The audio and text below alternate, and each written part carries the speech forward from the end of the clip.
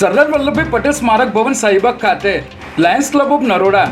School trust એજ્યુકેટરના સમારોહનું આયોજન કરવામાં આવ્યું હતું, જેમાં લાયન્સ ક્લબ ઓફ નરોડાના નવા પ્રમુખ તરીકે ચૂંટાયેલા શ્રી ગિરીશચંદ્ર જે પટેલે શપથ લીધા હતા. આ પ્રસંગે શ્રી સૌરભભાઈ બ્રહ્મભટ્ટ, શ્રી હેમલતાબેન ચૌધરી, શ્રી પૂનમ પટેલ, શ્રી ચિંતલ જાની, શ્રી જ્યોતિબેન વગેરે મહાનુભાવોએ હાજરી આપી હતી. ઇન્દિરાનગર વિભાગ 2 લાંબા ગામ ખાતે એમટીએસ બસના ડ્રાઈવરને અચાનક ચક્કર આવતા અકસ્માત સર્જાયો હતો,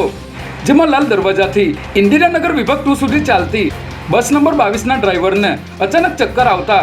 બસનો અકસ્માત સર્જાયો હતો. આ દરમિયાન બસમાં પેસેન્જર પણ હાજર હતા, પરંતુ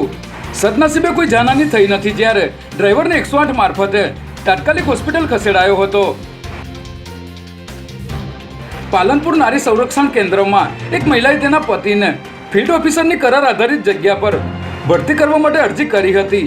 જેથી જોરાવર પેલેસના સેવા સદન 2માં આવેલ કચેરીના દહેજ પ્રતિબંધક સંરક્ષણ અધિકારી નરેશભાઈ મેણાતાને નારી સંરક્ષણ કેન્દ્રના કરાર આધારિત મેનેજર આશાબેન નાયકે મહિલાના પતિને કરાર આધારિત નોકરીએ રાખવા બદલ 3 મહિનાના પગારની ₹45,000ની રકમની લાંચની માગણી કરી હતી, જેથી ફરિયાદીએ એસીબીનો સંપર્ક કરી ફરિયાદ આપતા એસીબીની ટીમે નારી સંરક્ષણ કેન્દ્રમાં જ છટકું ગોઠવીને બંનેને લાંચની રકમ સ્વીકારતા રંગેહાથ ઝડપી લીધા હતા.